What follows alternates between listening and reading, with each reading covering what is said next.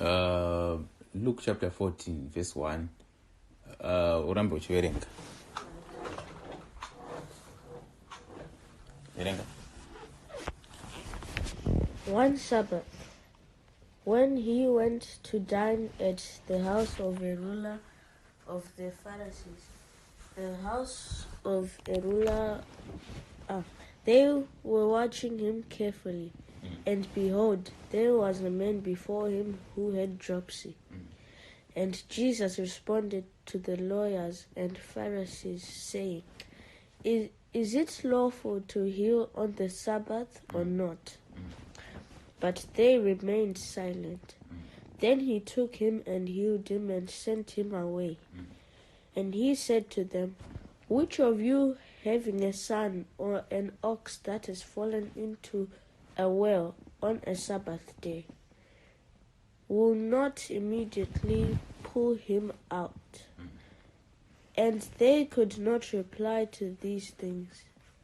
Now he told a parable to those who were invited.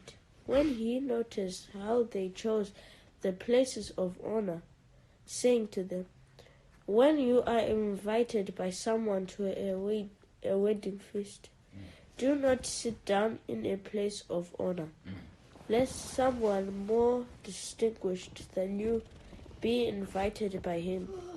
And he who invited you both will come and say to you, Give your place to this person, and then you will begin with shame to take the lowest place. Yes.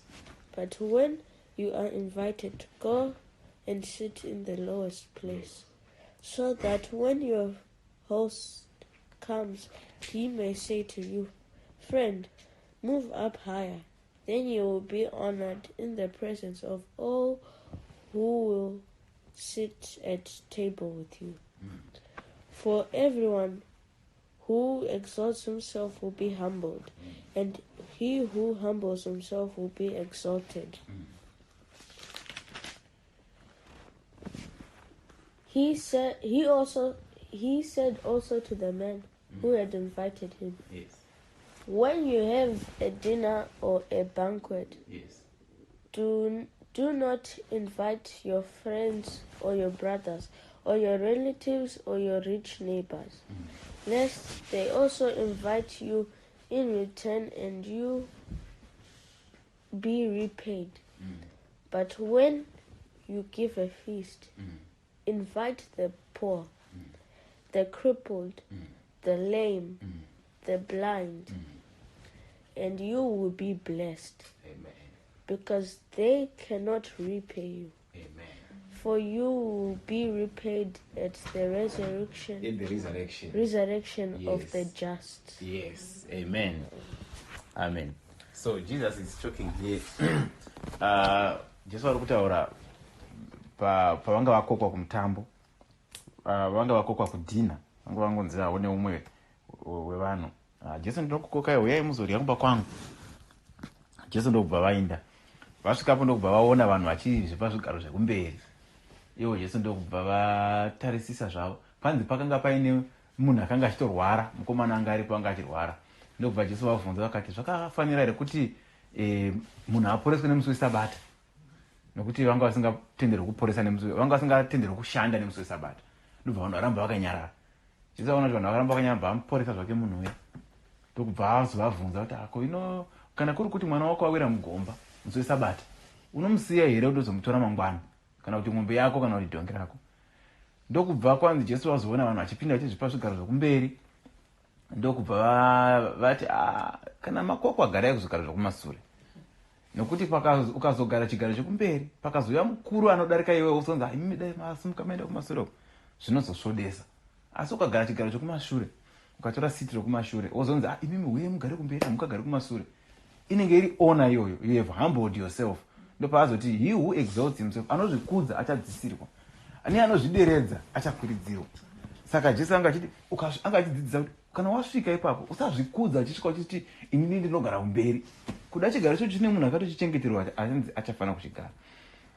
Ndokubva azoti kumuridzi wemutambo angava koka kana wakuita mutambo wakaita seuyu kana kuti a banquet yanga iri a very big feast sezvakangoita kana kuti a wedding kana wazoita mutambo wakadaro usakoka your brothers only uripo here papataura kuti do not invite the aritichi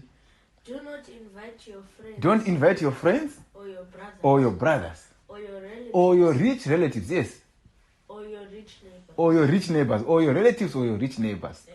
Usakoka hama dzako neshamwari dzako kana kuti vanun'una vako nehanzvadzi dzako kana kuti hama dzakafuma dziya. Eke zvino kana munhu akachata andomeka sure kuti hama yangu yairi kuAmerica ndotoitumira kadhi nokuda kwekuti chandinenge ndichitarisira ndechekuti chipo chinobva kwaari.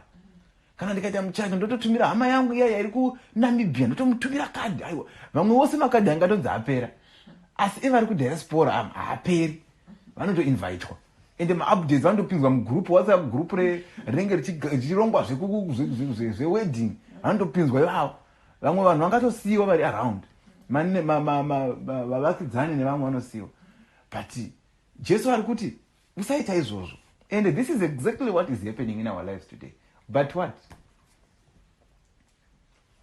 But also invite. Apparently, lest they also invite you in return. Okay. And you be repaid. Kana wakazokukokawo kumuchato wavo watobhadharwa. But pane vamwe vatinogona kuti tikakoka tinobhadharwa naMwari. Ndivapya? But when you give a feast, kana wazoita mutambo wakaita seuyu, invite the poor. Koka vanotambura. The crippled. Vanotambura kureva kuti vanhu vanouya vasina chipo. The crippled, zvirema, vanouya vari mumawheelchair, vachikambaira, vanotoda kutosumudzwa, vanotoda kuti iwewe utoita futi mota yekundovasenga. Vanhu ivavo, nokuti havana mari yetransport yekuuya kumuchato wako. The lame. Vakaremara. The blind. Vasingaoni. And you will be blessed. Kana ukakoka vakadaro, uchazoropafadzwa. Ticharopafadzwa kupi? Because they cannot repay. Havagoni kutibhadhara vana. For you will be repaid. Uchazobhadharwa at the resurrection pakumuka of the just. Kwevatsvene kudenga. Ndiko kwatichandobhadharwa ikoko. Saka ndakaverenga vhesi iyi nezuro ikanditonga ndikafunga kuti Mwari takakanganisa patakachata. Nokuti patakachata takafunga hama. Takatumira kumashamwari edu taitofunga kuti tokokani. Tofunga vanhu vatinoziva kuti ava vanouya ende vakauya vanouya nechipo. Kwakukoka vanhu vakadaro. Asi mutauni mumasvigo muye matakachatira manga mune zvirema zvakazara pa paya pane mapofu anogara papaya. Pa-TM pa-Pick and Pay paya pane mapofu anogara papaya. Asi takavadarika tichopfuura tichiridza mabhera tichidarika vachingonzwa kuti mabhera eko kuda vaitotengesa majuice card vakatoti kune muchato. Jesu achiti kokai vakadaro vasingagoni kuzokubhadharai, vasina chipo chavanozoya nacho. Takazvifunga ndikati shuwa Mwari dai mutiregerere. Old people's home kuya kune vanhu variko vokuti kungondovakoka kungondoti nhasi toda kuenda nemi kumuchato, vanouya zuva ravo tikafadza zuva ravo nokuda kwemuchato iwoyo. Kungoti vasina kungoenda vongotogungana nevamwe voridza mhururu vachiona muchato uchiitika vachifara. Kune vamwe vavo vakambochatawo vachi vadoko asi hama dzavo dzakapera kufa vangosara chembera vachina anochengeta. Zvinovarangaridza upenyu hwavo hwekare zvikavafadza. Kwanzi naJesu tazova kudenga. Izvozvo tinondopiwa mugove wazvewo izvozvo. Saka ndakazvifunga ndikati panochata bambo Devi nevamwe vose vachachata vana bambo Taku vese vanenge vochata, Mwari kana vakati ropafadza tikagona kuva tiripo pamichato yavo, tichada kuti tinde tindotora vanotambura.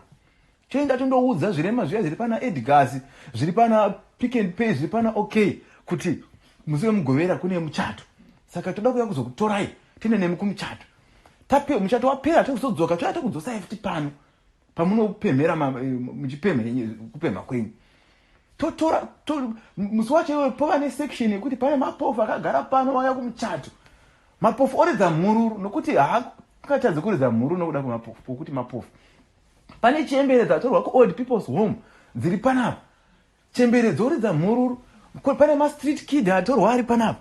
Kunyamwe musi iwoyo ma-street kid panozonzi chikafu haamboendi kundorwira chikafu nokuti anenge anyatsokuona kuti vanhu ava vachikoshesa. fungai kuti mufaro unogona kuzwako kudenga ipapo. Hama nokuti kune dzimwe hama dzatinokoka dzinokundikana kuuya. Asi ivavo tikandovatora vakavapo. Fungai kuti kudenga kune chamufaro wakadini. Kuti muchacho wake wanga wakazara mapofu, wanga wakazara zvirema, wanga wakazara vanotambura. Vasina, wanga wakazara vanhu. Kudai ipapo potozobudiswa hembe, vamwe vaya vanorwara pfungwa vaya, potobudiswa dzimwe hembe, vamwe vachipuwa hembe vachipfeka ipapo. Fungai kuti panofarwa sei pano pakadaro. Paina Jesu kokai vanotambura. Saka patinonge tine nguva dzokufara, ngatirangarire vanotambura. Pakapera muchato, chakatoti nyama yose yange yasara, kwakugovana nyama iya. Asi pane mapofu aya atina kana kumboti isai mupaper plate, tinde tinopa bofu ripatie mpaya. Isai mapaper plate tinde pa old people's home up, kwa Siskuk. Tinde tinopa chembere dziya dziripo, chikafu. Takatoungana tikarya imwe nyama tikagocha, tikarye kusika wakunyadzo kunzwa kuti nyama taguta. Imwe nyama kutoshata vanhu nechipambwa. Asi vanhu varimo vanotambura vari muguta. Jesu pachavo nemuromo wavo ndizvo vakadzidzisa. Kuti kana taita mitambo yakadai, ngatirangarire vanotambura vakadai. Kana varipo vasati vachata, pabhajeti renyu remichato, vana bambo David, isai vanotambura. Pabhajeti renyu remichato, isai mapofu. Pabhajeti renyu remichato, isai zvirema. Pabhajeti renyu remichato, isai vasingawani. Isai kunyangwe nemari yefuel. Vanhu vanofanira kutowanikwa mavolondia anoti ini ndichafamba ndichitora zvirema mutown. Mavolondia wao afana kutsvaga. Panofanira kutsvaga mavolondia anoti ini ndichaenda ku old people's home ndinotora chembere dziriko. Toenda nadzo kumuchato ndigodzokera nadzo. Ndichaprovide fuel iyoyo. Vanhu vano pledge kuti ini ndichaenda ku airport kundotora dedwa tino nana dedwa Ethan nana dedwa mudiwa ku airport.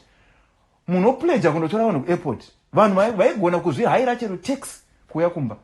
Asi kune mapofu arimo ari around. Asina munhu ari kupledge kuti ndida kundovatora. Ndira kuti ndigondovatora ndigozodzoka ndovadzosera. Jesu ati ngativarangarire. Saka mukati megore rino ra2020, let us remember those people. Ngatirangarira vanotambura. Chikafu chikasara mumba, ngatirangarira vanotambura. Patinenge tichirya ngatirangarira vanotambura. Patinoita mitambo, ngativarangarire vanotambura. Amen.